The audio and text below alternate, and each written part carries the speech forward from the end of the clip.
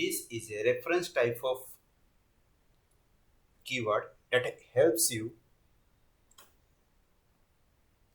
This is a reference type of keyword. Okay, what is reference type? मतलब आप अगर object के behalf में क्लास का प्रॉपर्टीज एंड मेथड्स को रेफर करना चाहते हो तो हम दिस कीवर्ड यूज करेंगे. ठीक है, कैसे? तो this directly related to the, तो अगर यहाँ पे आप this is a reference type. Okay, this directly related to the class का प्रॉपर्टीज एंड मेथड. ठीक है, क्लास का प्रॉपर्टीज एंड मेथड. दिस किसके साथ डायरेक्टली रिलेट होता है? क्लास का प्रॉपर्टी एंड मेथड के साथ. ठीक है, properties then methods. So this is the reference type of object. This used for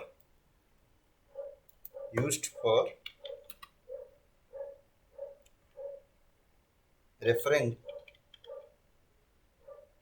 refer to the class properties and methods.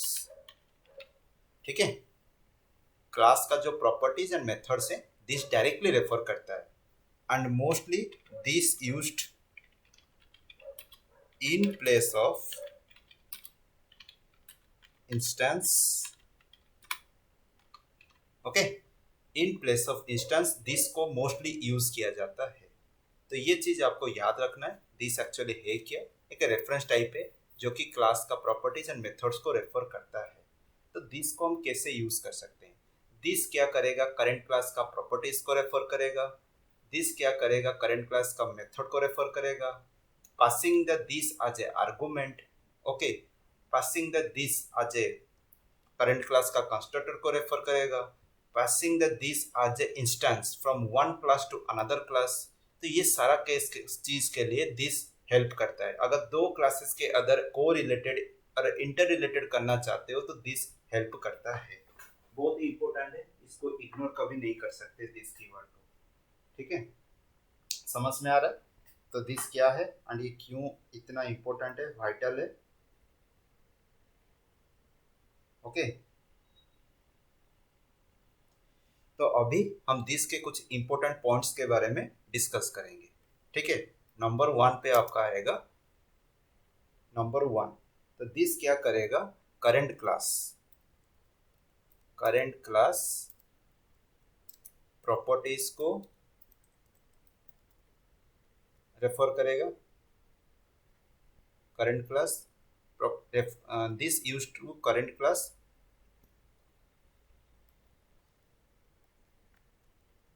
refer to the current class properties. Refer to the current class properties. ठीक है, current class का जो properties है उसको refer कर रहा है. समझ में आ गया? ये पहला पॉइंट है. दूसरा पॉइंट क्या है? दूसरा दिस क्या कर रहा है? ठीक है, ये one type of reference variable है. ये किसको रेफर कर रहा था? हमारा generally can be use to invoke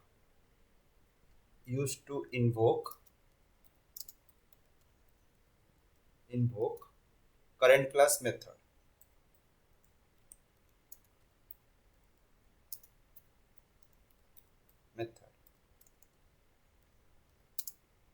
Then this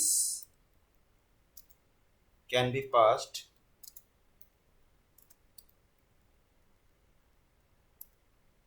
as an argument. ठीक है, एंड थर्ड फोर्थ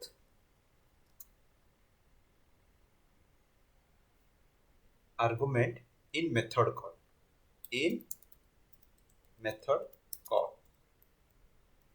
फोर्थ में आपका क्या आएगा? This constructor can be used to invoke current class constructor.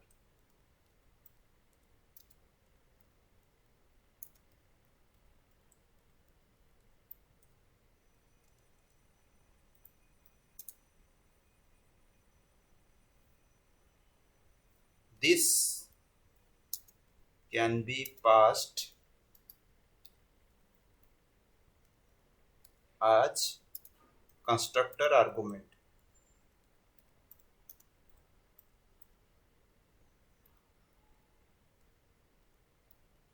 ठीक है, can be passed as constructor argument.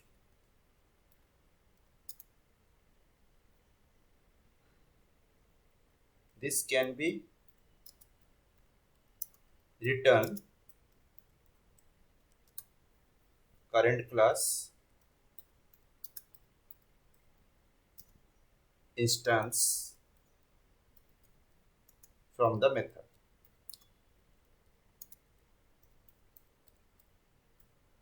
Okay, ये सारा चीज दिस का मेन रेस्पॉन्सिबिलिटी होता है अगर आप दिस को यूज करते हो। तो अभी फिर से मैं रिपीट करता हूँ, दिस क्या है, एक रेफरेंस टाइप है। दिस क्या है, एक रेफरेंस टाइप है, एक रेफरेंस टाइप जो कि रेस्पॉन्सिबिलिटी लेता है ऑब्जेक्ट का प्रॉपर्टीज एंड मेथड्स को इनडायरेक्टली रेफर करता है। ठीक है, इनडायरेक्ट मतलब इन केस ऑफ इंस्टेंस जो काम करता था उसी जगह पे दिस काम करता है।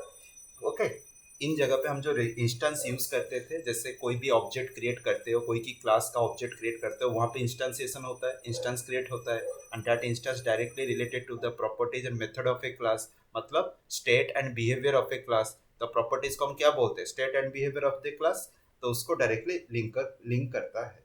तो अभी एक एक करके सारा एग्जाम्पल्स के बारे में हम डिस्कस करेंगे।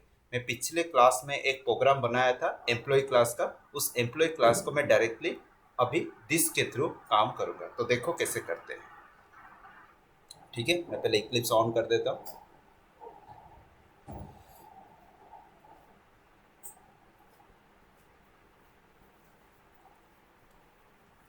Okay fine, very important part है दिस एंड ये मोस्ट ऑफ द केस में डेवलपमेंट में यूज होता है। ठीक है, जो कल मैंने बताया था आपका, जो एक एम्प्लॉय का जो पैरामीटराइज कंस्ट्रक्टर के अंदर मैं जब आर्गुमेंट्स पास कर रहा था, मतलब जो डाटा पास कर रहा था, उस डाटा को मैंने क्या किया था, मैं कल दिस यूज करने वाला था, लेकिन आज इसलिए बता रहा हूँ, इस वजह से आज मैं थोड़ा सा वहाँ पे चेंजेस करूँगा।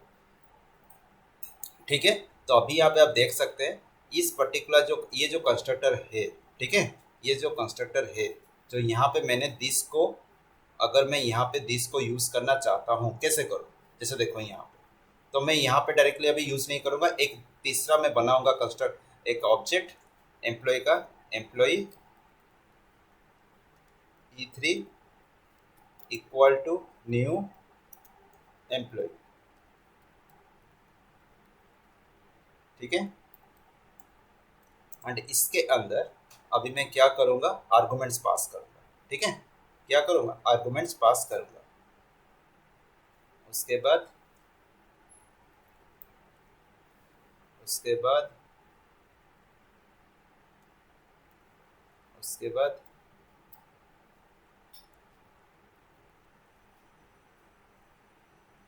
Then address.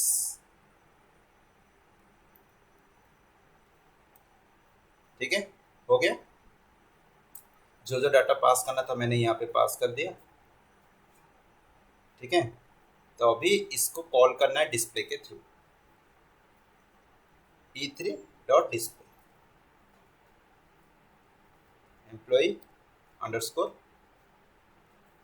डिस्प्ले।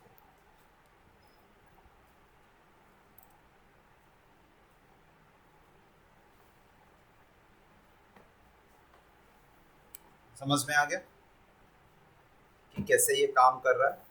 ठीक है, दिस क्या है एंड इसका सारा फंक्शनलिटी अभी हम एक एक करके चेक करेंगे। अभी मैंने क्या किया, अभी एक एम्प्लॉय ऑब्जेक्ट क्रिएट किया।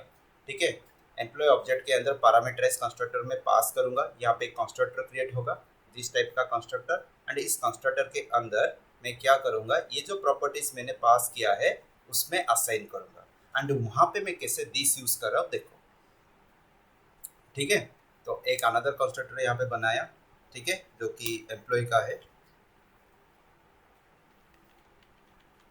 एम्प्लॉय, एंड इस एम्प्लॉय कंस्ट्रक्टर के अंदर इंट एंड यहाँ पे मैं सारा इस प्रॉपर्टीज को रखूंगा।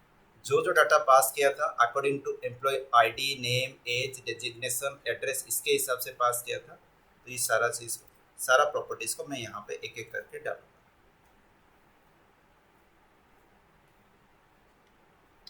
ठीक है,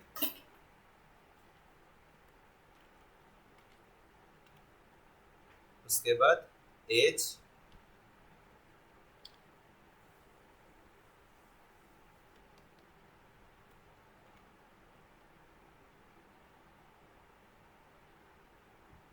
डेजिग्नेशन,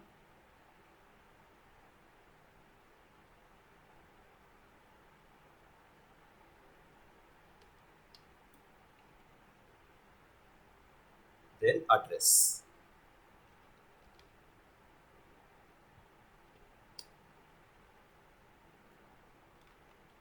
तो दिस केस से करंट क्लास का प्रॉपर्टीज को रेफर करता है डायरेक्टली। ये आपको ये एग्जांपल से आपको पता चलेगा, मतलब डायरेक्टली आप करंट क्लास का प्रॉपर्टीज के साथ कैसे दिस को यूज कर सकते हो। ठीक है, बहुत ही इंपॉर्टेंट है। तो अभी क्या करना है, this dot employ underscore ID equal to M underscore ID. ठीक है, अब ये एरर क्यों दिखा रहा है पहले देख लेते हैं। डुप्लीकेट मेथड, ओके हाँ, दो टाइप का हो गया पैरामीटराइज, इस वजह से ये बता रहा है आइदर आप ये यूज करो नहीं तो ये यूज करो। ठीक है, तो मैं इसको क्या करता हूँ, इसको मैं कमेंट कर देता हूँ।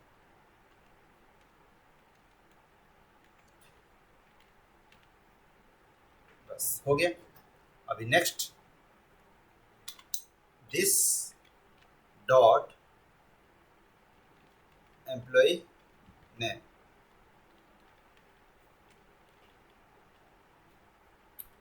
इक्वल टू, ठीक है, this dot employ age equal to,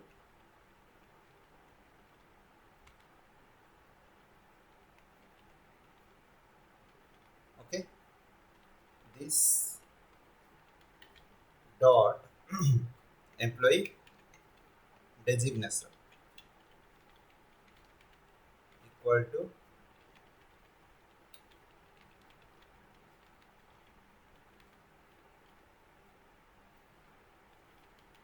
this dot employ address.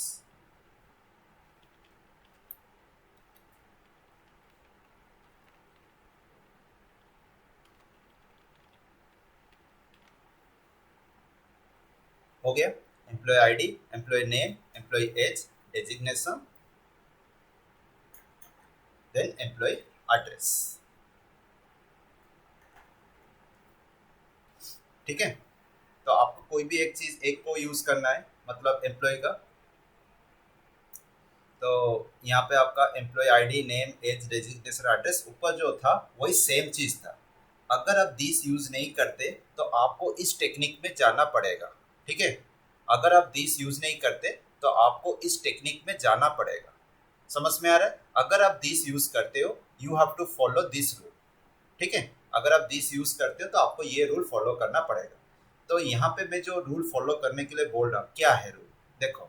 अभी देखो मैं यहाँ पे क्या कर रहा हूँ, एक एम्प्लॉय का, ये जो एम्प्लॉय 3 है, यहाँ पे मैं एम्प्लॉय आईडी, मतलब एम्प्लॉय का आईडी, उसका नेम, उसका एज एंड उसका मतलब डेजिग्नेशन, उसका एड्रेस, ठीक है, इसको मैं पास कर रहा हूँ। तो आइडिया हो गया कि कैसे ये काम करता है एंड ये क्या कर रहा है। अभी देखो ध्यान से, तो मैंने यहाँ पे क्या किया, ये जो एम्प्लॉय 2 एम्प्लॉय 3 है, मैं यहाँ पे पैरामीटराइज कंस्ट्रक्टर पास कर रहा हूँ। This is a parameterise constructor call करेगा। तो ये जो पैरामीटराइज कंस्ट्रक्टर यहाँ पे आएगा, ये जो कंस्ट्रक्टर आप देख रहे हो, तो यहाँ पे मैंने दिस का यूज किया। क्यों यूज किया, इसलिए किया, देखो यहाँ पे जो प्रॉपर्टीज मैंने डिक्लेरेशन किया है, employ ID, name, age, designation, address, ये क्लास का प्रॉपर्टीज के साथ मैच कर रहा है। ठीक है, यहाँ पे जो आर्गुमेंट में मैं जो वेरिएबल्स यूज किया, not a properties, these are arguments और वेरिएबल्स, मैंने यहाँ पे जो डिक्लेरेशन किया, जो कि यहाँ से पास ऑन हो रहा है, यहाँ से जो पास हो रहा है यहाँ पे असाइन हुआ।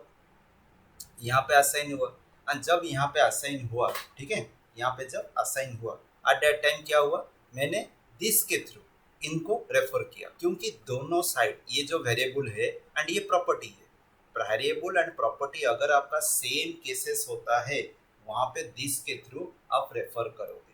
एंड दिस जनरली बताता है ये जो प्रॉपर्टी है क्लास का प्रॉपर्टी है एंड आपको दिस के थ्रू इसको रेफर करना पड़ेगा।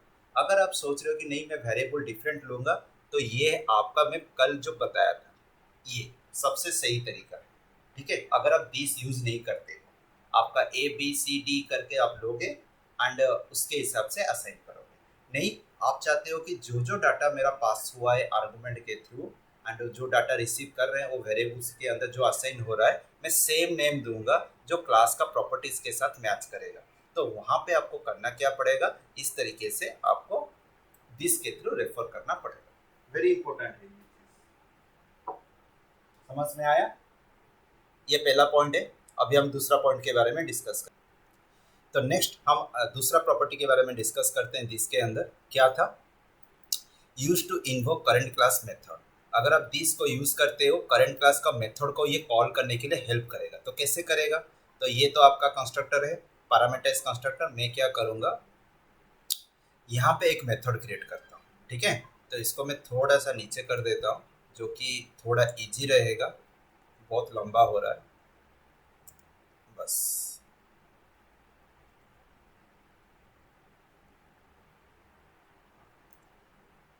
ठीक है, अगर मुझे करंट क्लास का कोई भी एक पर्टिकुलर मेथड को कॉल करना है, दिस के थ्रू कैसे कॉल करेंगे, ठीक है।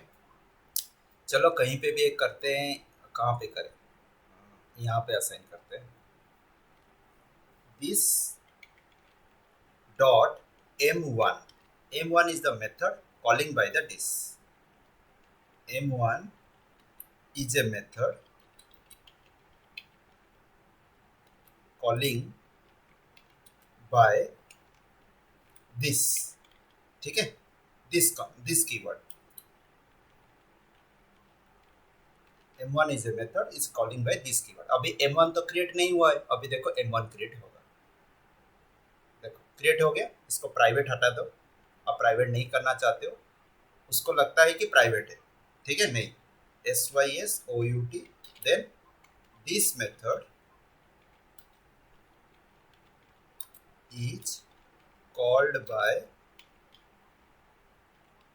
this construct, sorry this keyword,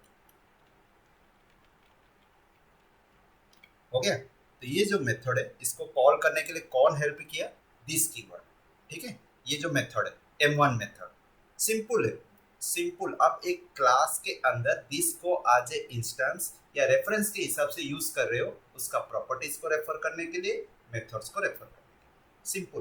देखो हो गया, m1 is a method calling bye the this keyword, समझ में आ गया। उसके बाद क्या है, नेक्स्ट आइडिया हो गया कि कैसे दिस कैसे कॉल करता है एक मेथड को। तो दिस को हम एक आर्गुमेंट के हिसाब से भी पास कर सकते हैं, किसका, मेथड का। मेथड कॉल के अंदर एक आर्गुमेंट के हिसाब से भी हम पास कर सकते हैं। देखो यहाँ पे लिखा है this can be passed as an argument in a method call. तो ठीक है, दिस को कैसे आर्गुमेंट में हम पास कर सकते हैं, बनाओ एक मेथड m2, ठीक है, एंड इसके अंदर दिस को पास करो। देखो क्या होता है, देखो यहाँ पे क्या होता है, मैंने एक मेथड डिक्लेयर किया दैट से m2 and passing this keyword आज आर्गुमेंट, ठीक है, पासिंग दिस कीवर्ड आज आर्गुमेंट। अगर मैं यहाँ पे इस मेथड के ऊपर क्लिक करता हूँ, वहाँ पे एक मेथड क्रिएट करने के लिए बोलेगा, एंड यहाँ पे मैं प्राइवेट हटा देता हूँ, प्राइवेट की कोई जरूरत नहीं है। एंड यहाँ पे मैं क्या करूँगा, इसको ओके void m2, एंड यहाँ पे आप देखो किसका दिस पास हो रहा है, वेरी इंपॉर्टेंट। देखो एम्प्लॉय का रेफरेंस यहाँ पे दिखाया, इंस्टेंस दिखाया, ठीक है। आप इसको ई रख सकते हो, कुछ भी रख सकते हो, ठीक है, आप इधर एम्प्लॉय रख सकते हो, नो इशू। तो दिस का मतलब है करंट क्लास का रेफरेंस। तो करंट क्लास कौन है, एम्प्लॉय है, एंड इस क्लास का रेफरेंस कौन है, इस दिस यहाँ पे रेफर कर रहा है इस एम्प्लॉय का, ठीक है। अगर आप इस प्रॉपर्टी एक्सेस करना चाहते हो, एक्सेस कर सकते हो, एम्प्लॉय आईडी नेम ये सारा चीज डिस्प्ले करना चाहते हो तो यहाँ पे आप कर सकते हो। तो यहाँ पे अब मैं ये लिखता हूँ दिस, तो यहाँ पे employ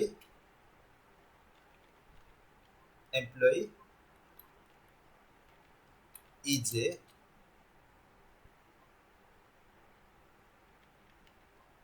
instance of class employ and passed by this as argument in method call. तो employee is an instance of class employee and passed by this as argument in a method call. देखो, तो this को मैं इस argument के हिसाब से अंदर पास किया, ठीक है। this को मैंने क्या किया, इस argument के अंदर पास किया एंड उसी के वजह से यहाँ पे मैं थोड़ा सा इस सेंटेंस को छोटा करने के लिए इस तरह का एंटर प्रेस किया, वहां पे रख के एंटर करोगे। देखो सपोज यहाँ पे कर्सर रखे, एंटर प्रेस करोगे, ऑटोमेटिकली प्लस आ जाएगा। तो दिस यहाँ पे क्या हुआ, मेथड के अंदर आर्गुमेंट के अंदर पास हुआ, जिसके वजह से यहाँ पे उस क्लास का इंस्टेंस को रेफर क्रिएट हुआ एंड उस इंस्टेंस को यहाँ पे मैंने डिस्प्ले किया। तो क्या प्रिंट होगा आप देखोगे जब मैं रन करूँगा। हो गया। तो अभी तक हम 3 कंसेप्ट पढ़ चुके। करंट क्लास का properties, passing calling the method by the this and passing this as a argument. 3 का कंसेप्ट कंप्लीट हो गया, ठीक है। तो पहले से फिर से मैं रिपीट करता हूँ। पहले क्या किया, तो एक ऑब्जेक्ट क्रिएट किया एंड ऑब्जेक्ट के आर्गुमेंट में पास किया एंड उस आर्गुमेंट को जब मैं पास कर रहा था यहाँ पे एम्प्लॉय का, तो कंस्ट्रक्टर यहाँ पे क्रिएट किया जो पैरामीटराइज कंस्ट्रक्टर है एंड इस पैरामीटराइज कंस्ट्रक्टर के अंदर जो डाटा था, मतलब जो डाटा यहाँ पे रिसीव कर रहे थे, तो ये यहाँ पे ये तो एक्चुअल, ये आपको पता है मैं फंक्शन के अंदर बताया था, ये एक्चुअल आर्गुमेंट्स होते हैं एंड ये आपका क्या है, फॉर्मल आर्गुमेंट। फॉर्मल आर्गुमेंट में जो वेरिएबल्स हैं यहाँ पे मैंने डिक्लेयर किया, ये वेरिएबल्स आपका क्लास का प्रॉपर्टीज के साथ मैच करता है। तो due to matching the properties of a class हमको यहाँ पे दिस के थ्रू उनको डिस्टिंग्विश करना पड़ा। ये एक पहला था।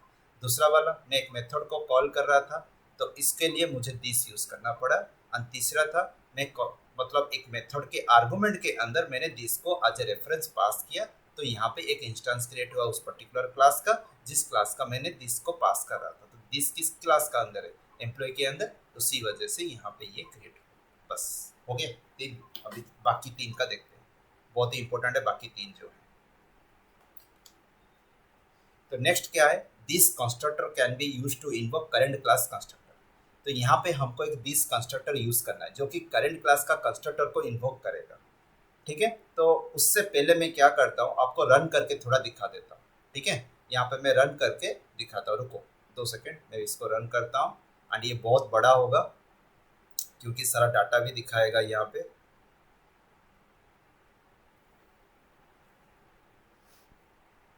फाइन, हाँ। तो यहाँ पे आपका कंसोल के अंदर दिखाएगा default constructor of employee class called हुआ, उसके बाद डिफॉल्ट डाटा असाइन हुआ, उसके बाद आपको पूछ रहा है कि आप डाटा दो, इनपुट करो, ठीक है। आप डाटा इनपुट कर सकते हो। तो मैंने यहाँ पे आईडी दे दिया, उसके बाद नेम दे दिया, उसके बाद एज दे दिया, उसके बाद डेजिग्नेशन दे दिया, उसके बाद एड्रेस दे दिया, ठीक है। देखो क्या क्या यहाँ पे कॉल हो गया। तो पहले तो डिटेल्स दिखा दिया जो कि मैंने इनपुट किया था, वो सारा डिटेल्स दिखाया। ध्यान से देखो क्या क्या दिखाया, पहले सारा डिटेल्स दिखाया, समझ में आ रहा है। देखो मैं जो जो इनपुट किया था सारा डिटेल्स दिखाया। उसके बाद देखो, उसके बाद जो देख रहे हो तो मतलब रिजल्ट दिखा रहा है, बहुत ही इंपॉर्टेंट है। This method is called by this keyword. कौन सा वाला, ये वाला, ये जो this method is called by, मैंने लिखा है ना यहाँ पे, this method is called by this keyword. ये खत्म हुआ, जब ये खत्म हुआ यहाँ पे ये प्रिंट किया, ठीक है। अभी देखो नेक्स्ट, तो com dot class dot object, ये जो देख रहे हो ना इंस्टेंस, मैंने अभी प्रिंट किया था। अभी देखो कौन सा इंस्टेंस है, यहाँ पे देख रहे हो M2 के अंदर मैंने दिस को पास किया था ये। तो सर ये तो सारा कॉल हो गया, तो ये जो प्रॉपर्टीज था इसमें इनिशियलाइज नहीं हुआ, उस वजह से तो ये कॉल हो रहा है। अभी इसके बाद देखो डिस्प्ले ऑल एम्प्लॉय डिटेल्स के अंदर ये सारा आएगा, तो ये किसके लिए आ रहा है, किसका आ रहा है, ये वाला। तो जब आपका इंस्टेंस क्रिएट होगा, जब आपका ऑब्जेक्ट क्रिएट होगा, उसी समय ये जो कंस्ट्रक्टर के अंदर मैंने पैरामीटराइज कंस्ट्रक्टर के अंदर ये जो दोनों को डिफाइन किया हूँ, ये बार बार होगा, बार बार कॉल होगा। अभी इसके बाद भी फिर से कॉल होगा, देखो नीचे होगा और एक बार, देखो this method is called by this keyword and ये, ठीक है, क्योंकि मैं पैरामीटराइज कंस्ट्रक्टर के अंदर ही लिखा हूँ, तो उसके वजह से जितने बार मैं ऑब्जेक्ट क्रिएट करूंगा एंड ऑब्जेक्ट के साथ पैरामीटराइज्ड करूंगा, तो उतने बार ये कॉल होगा this M1 and this M2 dot this, ठीक है। उसके बाद एम्प्लॉय का डिटेल्स लास्ट में, ओके, हो गया आइडिया। तो ये था आपका पहले जो 3 प्रॉपर्टीज था दिस का। अभी नेक्स्ट 3 को देखते हैं। तो नेक्स्ट 3 का पहला क्या था, this constructor, okay, can be invoke current class का डिफॉल्ट कंस्ट्रक्टर। तो डिफॉल्ट कंस्ट्रक्टर कौन सा वाला है, ये हमारा डिफॉल्ट कंस्ट्रक्टर है। अगर इसको कॉल करना है तो मैं क्या करूंगा, यहाँ पे एक दिस लगाऊंगा, किसके अंदर, एक पैरामीटराइज कंस्ट्रक्टर के अंदर मैं दिस लगाऊंगा। नहीं तो कोई भी एक मेथड है, ठीक है, उस पर पहला जो स्टेटमेंट रहेगा, अगर आप एक डिफॉल्ट कंस्ट्रक्टर को कॉल कर रहे हो या इन्वोक कर रहे हो, वहां पे दिस आपका पहला रहेगा, ठीक है। जैसे कि अगर पहला स्टेटमेंट नहीं है तो यहाँ पे एरर दिखा सकता है। तो यहाँ पे मैं कंस्ट्रक्टर को यूज कर रहा हूँ, इस वजह से दिस को डायरेक्टली यूज किया। अगर आप यहाँ पे कोई मेथड यूज करते, ठीक है, तो उसमें भी, उस मेथड के अंदर भी अगर आप करंट क्लास का जो parameterise, sorry default constructor, not a parameterise, default constructor है, उसको कॉल करने के लिए आप ये जो दिस कंस्ट्रक्टर को यूज करो। तो ये क्या करेगा, calling the current class, calling the current class default constructor, and it is the first member, and it is the first member of a particular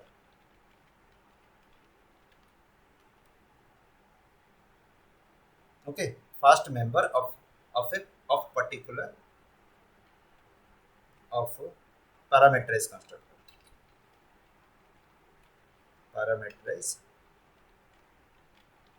constructor, ठीक है। ये आपका फास्ट मेथड होना चाहिए, ठीक है। अभी क्या करेंगे, फिर से रन करेंगे, लेकिन मैं यहाँ पे थोड़ा सा चेंजेस करता हूँ आपको समझ में आने के लिए। यहाँ पे सिस्टम और प्रिंटलन के अंदर मैं थोड़ा डैश डैश देता हूँ, थोड़ा सेपरेशन क्रिएट हो जाएगा, ठीक है। एंड यहाँ पे भी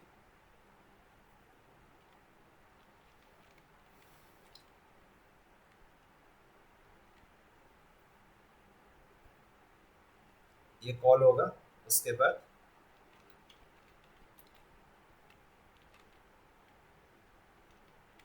सॉरी इसको डबल कोट के अंदर रखना है,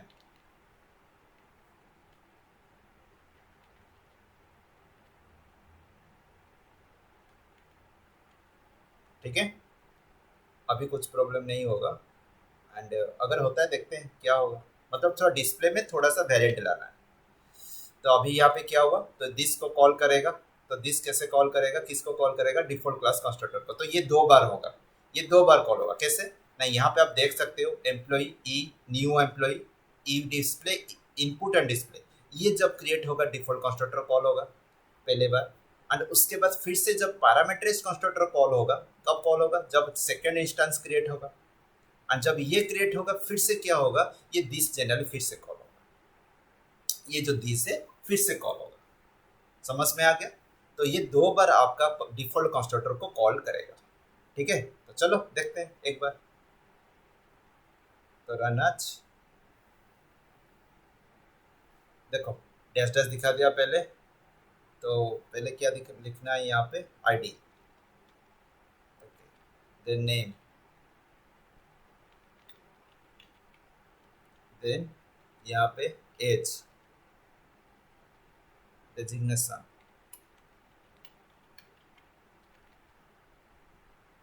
देन एड्रेस।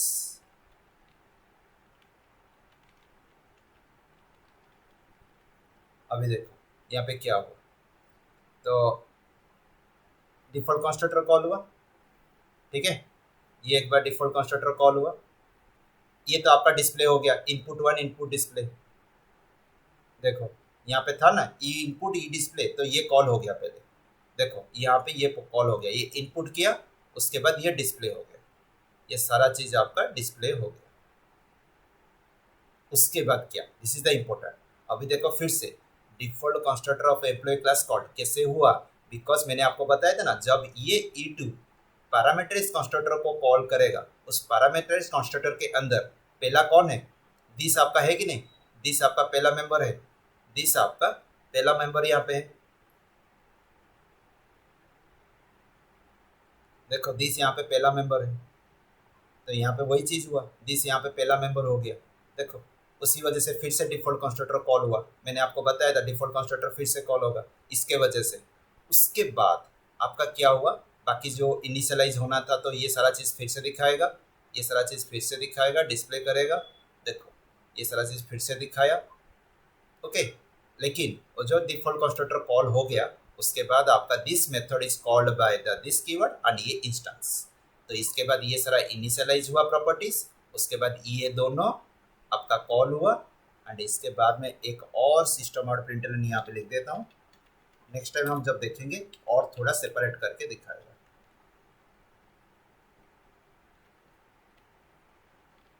ठीक है।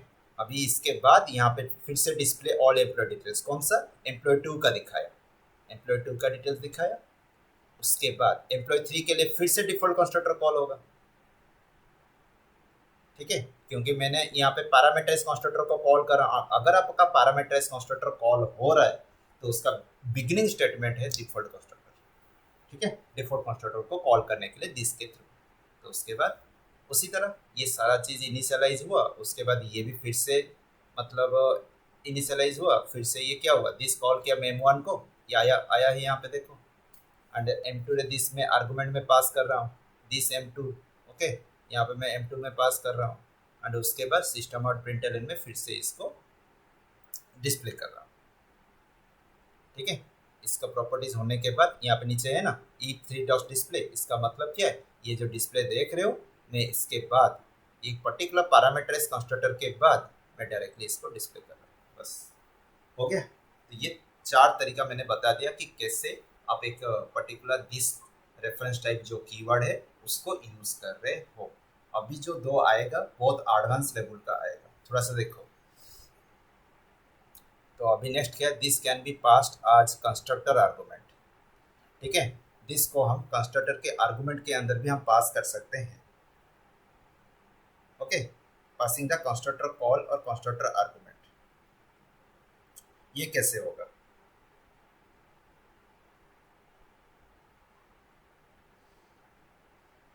फाइन, थोड़ा सा सोचो कैसे कर सकते हैं दिस, ये वाला कैसे कर सकते हैं, this can be passed as constructor argument, तो एक कंस्ट्रक्टर बनाओगे, उसके आर्गुमेंट के अंदर दिस को पास करोगे, ये कैसे करेंगे, तो अगर कोई बोल रहा है कि कंस्ट्रक्टर के आर्गुमेंट के अंदर, कंस्ट्रक्टर के आर्गुमेंट के अंदर आपको दिस पास करना है, तो कैसे होगा, तो जब आप एक मेथड क्रिएट करोगे, जब आप एक मेथड बोला, जब एक क्लास का ऑब्जेक्ट क्रिएट करोगे, तो उस समय डिफॉल्ट कंस्ट्रक्टर क्रिएट होता है, ये आपको पता है। तो उस डिफॉल्ट कंस्ट्रक्टर के अंदर अगर मैं आर्गुमेंट दे देता हूँ तो पैरामीटराइज कंस्ट्रक्टर कॉल होता है, ठीक है, समझ में आ रहा है मैं क्या बोल रहा हूँ। अगर आप एक क्लास का ऑब्जेक्ट क्रिएट कर रहे हो एंड उस ऑब्जेक्ट को अगर कुछ मतलब आर्गुमेंट पास नहीं करते हो तो डिफॉल्ट कंस्ट्रक्टर कॉल होता है।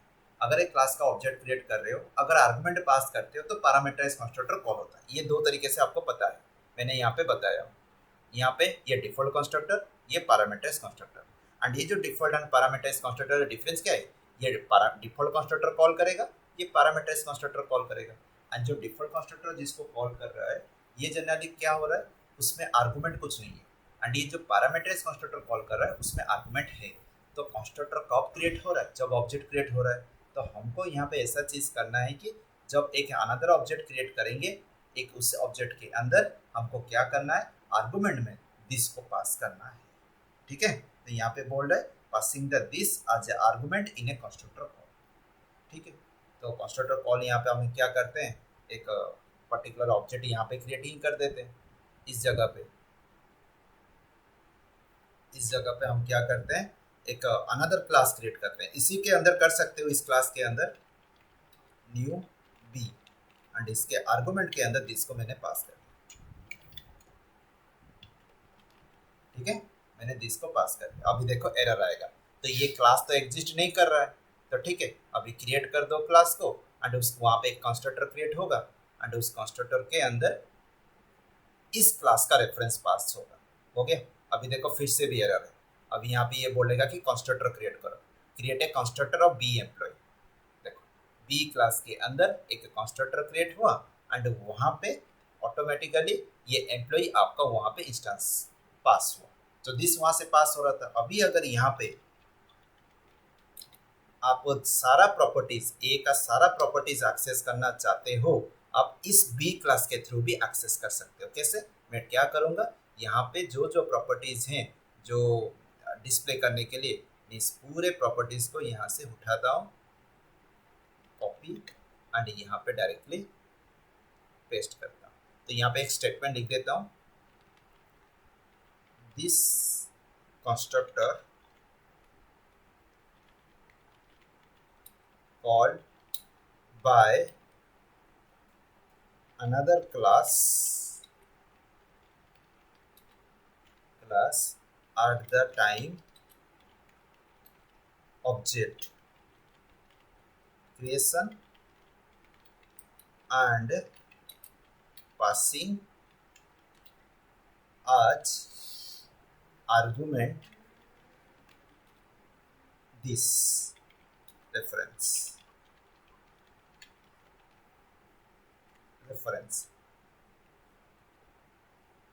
ओके, आइडिया हो गया?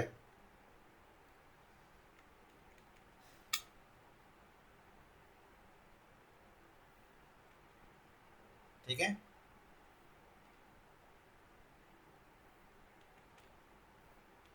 फाइन। तो मैंने क्या किया, एक दूसरा क्लास आप चाहते हो तो एम्प्लॉय के अंदर भी कर सकते थे, लेकिन मैं आपको थोड़ा डिफरेंट कंसेप्ट के अंदर समझाने के लिए मैं इस तरह का किया। एंड यहाँ पे ये जो कंस्ट्रक्टर है, ठीक है, यहाँ पे मैं जो कंस्ट्रक्टर यहाँ पे जो बनाया हूँ, ये क्या करेगा ना, हम एम्प्लॉय का दिस यहाँ पे पास किए हैं आर्गुमेंट में बी क्लास के अंदर, मतलब बी क्लास के कंस्ट्रक्टर के अंदर हम जो इंस्टेंस पास कर रहे हैं एम्प्लॉय क्लास का पास कर रहे हैं। तो इस क्लास के अंदर ही हम एम्प्लॉय क्लास का जो जो प्रॉपर्टीज है एक्सेस कर सकते हैं। तो मैं क्या करूँगा, डायरेक्टली सिस्टम को पेस्ट कर दूंगा जो कॉपी किया था एंड यहाँ पे ये जो देख रहे हो एरर दिखा रहा है। क्यों?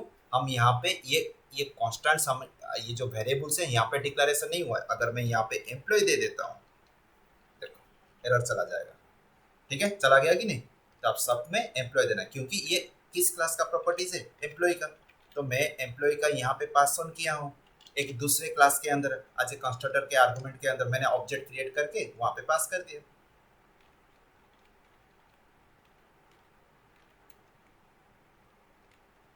ठीक है, अब सारा चीज में एम्प्लॉय लिखो। ठीक है,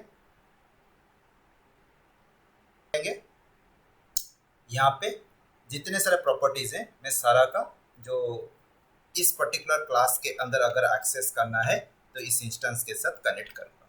तो हो गया, सारा चीज एक्सेस हो गया यहाँ पे। तो मैंने क्या किया, मैंने एक अनदर दिस को पास किया आज एक ऑब्जेक्ट के आर्गुमेंट के अंदर। ठीक है, जैसे हम एक कंस्ट्रक्टर के कॉल करने के लिए यूज करते हैं, तो यहाँ पे इस क्लास के अंदर एक कंस्ट्रक्टर क्रिएट हुआ बी के नाम से एंड इसका आर्गुमेंट के अंदर क्या है, इसके आर्गुमेंट के अंदर जो पहले क्लास था जहां से हम इस पर्टिकुलर इंस्टेंस को डिक्लेयर किया हुआ ऑब्जेक्ट को क्रिएट किए, उस पर्टिकुलर क्लास का इंस्टेंस है। उसी वजह से हम क्या कर पा रहे हैं, एक दूसरे क्लास के अंदर ये सारा प्रॉपर्टीज को एक्सेस कर पा रहे हैं। क्या कर पा रहे हैं, दूसरे क्लास के अंदर ये सारा प्रॉपर्टीज को एक्सेस कर पा रहे हैं। ठीक है, समझ में आ गया? तो मैं इसको थोड़ा सा अलाइन कर देता हूँ। उसके बाद हम नेक्स्ट जो लास्ट वाला है डिस्कस करेंगे कि दिस को कैसे आज रिटर्न करेंगे एक मेथड के अंदर। हो गया?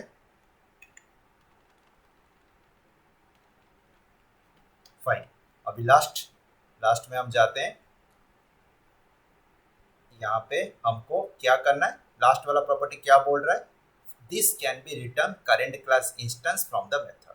ठीक है, दिस क्या कर सकता है, रिटर्न कर सकता है करेंट क्लास इंस्टेंस। तो यहाँ पे क्या करना है, इसके बाद SYSOUT यहाँ पे मैं एक मेथड यूज करूंगा M3 एंड इस M3 क्या है, M3 एक मेथड है। ठीक है, एंड जनरली क्या बोल रहा है, एक मेथड से बोल रहा है ना, तो उसको क्या बोल रहा है यहाँ पे, this can B return current class instance from the method. Method से दिस को रिटर्न करना है, मेथड से दिस को रिटर्न करना है। ठीक है, ठीक है। तो यहाँ पे एक मेथड कॉल करेंगे, इसको दिस से रिटर्न करेंगे। कैसे, तो चलो वॉइड नहीं लिखना है, ये कैसे होगा देखो, M3 लिखना है एंड यहाँ पे आपको डायरेक्टली रिटर्न दिस करना है। देखो मैंने क्या किया, रिटर्न दिस, ये ऑटोमेटिकली यहाँ पे ऐड कर देगा सेट टाइप एम्प्लॉय। ठीक है, एम्प्लॉय टाइप सेट कर दिया एंड यहाँ पे ये जो एम्प्लॉय टाइप ने मैंने सेट किया, यहाँ पे ये प्रिंट करेगा कि क्या एम्प्लॉय टाइप है, is return current class, is return current class, sorry is return this method. Okay, यहाँ पे मैं लिखता हूँ दिस मेथड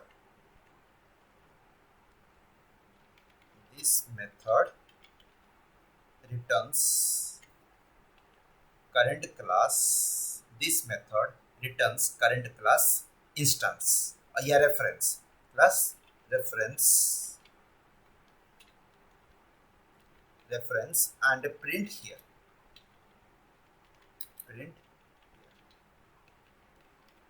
ठीक है, प्रिंट here, बस इतना ही। आप अगर ये वाला पार्ट जो आपको डिफिकल्ट लग रहा है ना, तो आपको ये C ले सकते हो, D ले सकते हो, E ले सकते हो, कोई भी चीज ले सकते हो। ये एक पर्टिकुलर क्लास है एंड उस क्लास के अंदर अगर आप यहाँ पे जो ऑब्जेक्ट क्रिएट कर रहे थे, आर्गुमेंट में दिस पास किए, तो यहाँ पे एक पैरामीटराइज कंस्ट्रक्टर क्रिएट हुआ एंड दैट पैरामीटराइज कंस्ट्रक्टर के अंदर एम्प्लॉय का इंस्टेंस है एंड इस इंस्टेंस के थ्रू मैं इस क्लास के अंदर ही किस क्लास का, एम्प्लॉय क्लास का सारा प्रॉपर्टीज को भी एक्सेस कर पाया। उसके बाद मैंने क्या किया, नेक्स्ट एक अनदर मेथड को यूज किया जो कि M3 है, जो कि प्रिंट करेगा उस क्लास का इंस्टेंस को, जस्ट लाइक दिस। यहाँ पे जैसे प्रिंट हो रहा है, कहाँ पे, एक यहाँ पे भी प्रिंट हो रहा था ना दिस डॉट M1, रुको कहाँ पे एक मेथड प्रिंट कर रहे थे, हाँ यहाँ पे भी हम प्रिंट कर रहे थे passing the this keyword as argument. तो यहाँ पे भी वही चीज होगा, यहाँ पे जो रिटर्न दिस है, यहाँ पे आके उस मेथड में इस पर्टिकुलर क्लास का, ये जो जैसे देख रहे हो, ये जो पहला पार्ट देख रहे हो, ये उस क्लास का ऑब्जेक्ट का मतलब एम्प्लॉय क्लास का यहाँ पे आपका इंस्टेंस प्रिंट होगा। बस हो गया दिस। तो अभी रन करके फिर से देख लो फाइनल।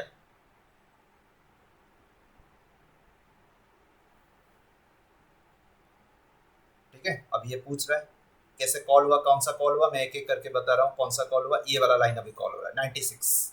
ठीक है, 96 वाला लाइन अभी कॉल हो रहा है। तो अभी ये 96 वाला लाइन कॉल हो रहा है, ई डॉट एम्प्लॉय। तो यहाँ पे मैंने आईडी दे दिया, उसके बाद नेम, ओके, उसके बाद मैंने दे दिया एज, उसके बाद मैंने दे दिया एज, थोड़ा छोटा दे दिया, ठीक है चलो छोड़ दो। उसके बाद डेजिग्नेशन,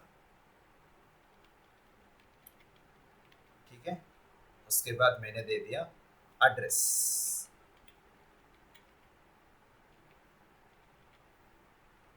ठीक है, अभी देखो क्या हुआ, यहाँ पे इतना सारा चीज आ गया, मैं एक एक करके बताता हूँ क्या हुआ। तो पहले ये डिस्प्ले हुआ, तो 97 में डिस्प्ले लिखा है ई डॉट डिस्प्ले, ठीक है ये काम हो गया ई डॉट डिस्प्ले। उसके बाद क्या है, उसके बाद दो एक स्पेस है 98 99, उसके बाद 100 में क्या लिखा है, यहाँ पे E2 एक नया इंस्टेंस क्रिएट हुआ, एक नया ऑब्जेक्ट क्रिएट हुआ एंड दैट ऑब्जेक्ट के अंदर मैं आर्गुमेंट के पास कर रहा हूँ एज ए पैरामीटराइज कंस्ट्रक्टर। तो ऑब्जेक्ट के आर्गुमेंट में अगर आप कोई डाटा पास कर रहे हो तो जो पर्टिकुलर मेथड कॉल होता है that is called a constructor and that constructor is a parameterized constructor. तो दैट कंस्ट्रक्टर क्या है? एक पैरामीटराइज्ड कंस्ट्रक्टर है। चलो यहाँ पे पहुंच गए पैरामीटराइज्ड कंस्ट्रक्टर, ठीक है, यहाँ पे पैरामीटराइज्ड कंस्ट्रक्टर के पास पहुंच गए, ठीक है। तो पैरामीटराइज्ड कंस्ट्रक्टर के पास पहुंचने के बाद 42 लाइन पे पहुंचने के बाद यहाँ पे पहला स्टेटमेंट क्या है? दिस। तो फिर से डिफॉल्ट कंस्ट्रक्टर कॉल हुआ। मैंने बताया था ये कौन सा कंस्ट्रक्टर कॉल करेगा? इस वाला कंस्ट्रक्टर को कॉल करेगा। तो देखो यहाँ पे कॉल हुआ है डिफॉल्ट कंस्ट्रक्टर, देखो, ठीक है, कॉल हो गया। तो उसके बाद नीचे चलो, तो ये कॉल होने के बाद नीचे आए तो ये सारा प्रॉपर्टी असाइन हुआ, जो जो यहाँ से पास हो रहा था। कहाँ से? यहाँ से जो जो चीज पास हो रहा था यहाँ पे असाइन हो गया, ठीक है, यहाँ पे असाइन हो गया। होने के बाद 51 में ये फिर से क्या हुआ? आपका ये जो सेपरेट है ये हो गया, सेपरेशन हो गया, देखो यहाँ पे सेपरेशन हो गया फिर से, ठीक है, सेपरेशन हुआ। उसके बाद दिस डॉट m1, तो यहाँ पे लिखा है this method is called by this keyword, हो गया है m1 method is called by this keyword. उसके बाद रेफरेंस आर्गुमेंट के अंदर हम दिस पास कर रहे हैं, passing this keyword as argument. लिखा होगा पहले इंस्टेंस, उसके बाद is instance of class employee and passed by this keyword argument method in method call, हो गया। तो ये दोनों का कॉल हो गया। उसके बाद फिर से dash dash dash, yes dash dash dash हो रहा है, ठीक है। उसके बाद फिर से मैंने क्या किया? बी न्यू बी, देख रहे हो? तो ये क्या है?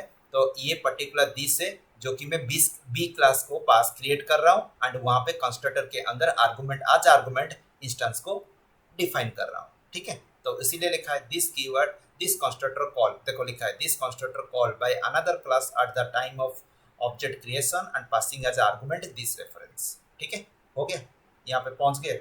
उसके बाद इसको प्रिंट करना है, वहां पे लिखा है, देखो प्रिंट करने के लिए दिस कंस्ट्रक्टर के बाद नीचे प्रिंट लिखा है, ठीक है। एंड ये जो प्रिंट कर रहा है किसका प्रिंट कर रहा है? 432, ये वाला कहाँ गया? ये जो प्रॉपर्टी अभी रिसेंट वाला जो पास किए थे उसका ये सारा प्रॉपर्टी मैंने डिस्प्ले किया, ये जो अभी रिसेंट ऑब्जेक्ट क्रिएट करने के टाइम पे रिसेंट ऑब्जेक्ट, ओके, ये वाला ये सारा प्रॉपर्टीज ये मेथड के अंदर ये जो मैंने कंस्ट्रक्टर के अंदर मैंने प्रिंट कर दिया, ठीक है, कंप्लीट। उसके बाद तो ये एक स्टेप्स कंप्लीट हुआ किसका? एंड e2 डॉट डिस्प्ले के बाद फिर से मैंने e2 डॉट डिस्प्ले दिया, ये सारा प्रिंट हो गया। उसके बाद नेक्स्ट अनदर, तो ये भी सेम प्रोसेस है, सेम प्रोसेस। पहले क्या करेगा? ये पैरामीटराइज ये पास होगा, पैरामीटराइज कंस्ट्रक्टर को आएगा, ये जो पूरा स्टेप है ये फिर से पूरा काम करेगा। तो इस तरीके से देखो ये सारा चीज फिर से प्रिंट हुआ, देखो ये दो बार यहाँ पे प्रिंट हुआ। ये किसके अंदर प्रिंट हुआ? कंस्ट्रक्टर के जो दूसरा क्लास का कंस्ट्रक्टर के अंदर प्रिंट हुआ। उसके बाद बाहर ये प्रिंट हुआ, ठीक है। तो इस तरीके से आपका कौन सा काम करता है? दिस कीवर्ड काम करता है। आइडिया हो गया? अगर कुछ डाउट है बोलो। तो यहाँ पे मैं यहाँ पे मैं क्या कर रहा हूँ? एक अनदर ऑब्जेक्ट क्रिएट कर रहा हूँ दिस को आर्गुमेंट के अंदर पास करने के लिए। तो देखो एम्प्लॉय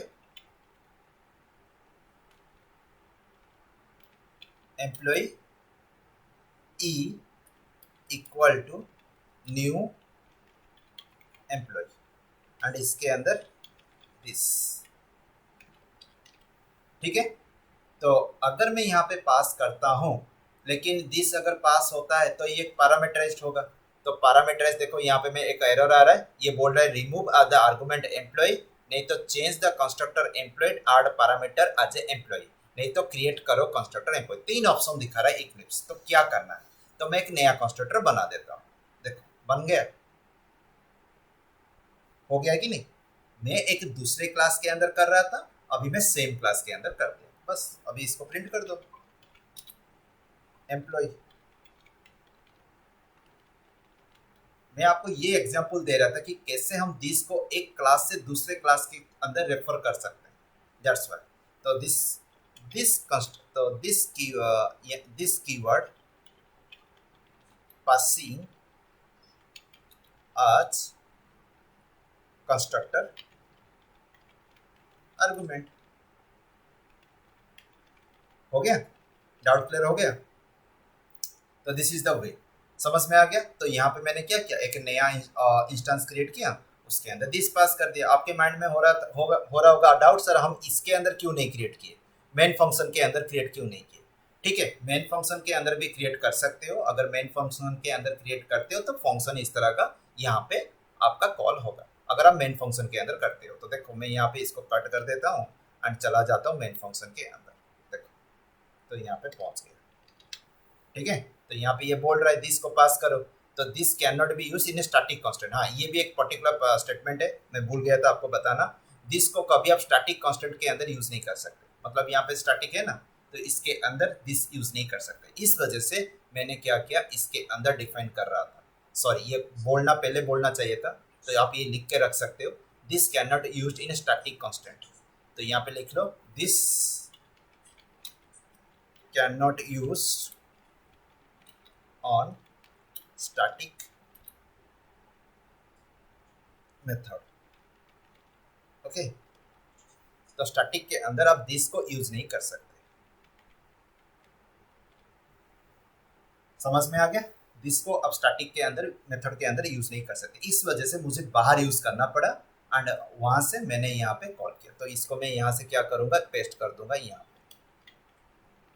ठीक है, हो गया आइडिया, समझ में आ गया? अभी लास्ट वाला है क्या, this can B return current class instance. तो यहाँ पे मैंने दिस को रिटर्न किया, तो यहाँ पे ये जो देख रहे हो प्रिंट हो रहा है, ये रिटर्न कर रहा है। कैसे?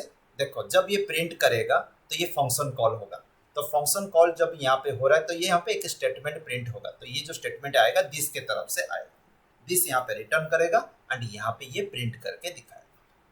ठीक है, दिस रिटर्न करेगा एंड यहाँ पे प्रिंट करके दिखाएगा।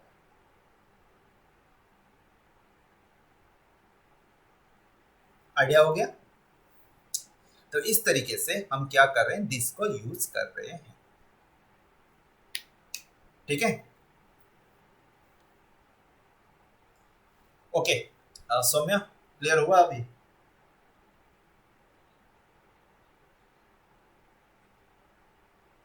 हाँ, हम स्टैटिक, फिर से बोलो। आप स्टैटिक वेरिएबल्स को दिस के अंदर यूज करना चाहते हो, ये बोल रहे हो? तो